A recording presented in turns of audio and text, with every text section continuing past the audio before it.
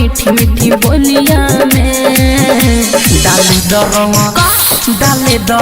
रे डाली दरंग चोलिया में भौज सुन होलिया में। डाली दरंग चोलिया में भौज सुन होलिया में। बड़ी भाग से बारू भेटाइल असो हमनी के टोलिया में।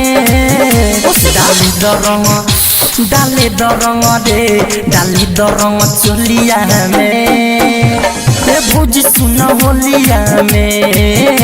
डाली दरंग चोलिया में भौज सुन होलिया में। डाली दरंग चोलिया में भौज सुन होलिया में। सौरभ गोविंद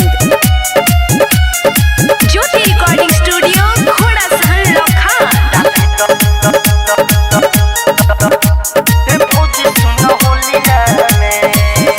साड़ी में पिचकारी सतावा नहीं देवर अपना तू मन के मनावा तने। मना करो जनी देवरो के हक बा एमे कमन बात के सहक बा।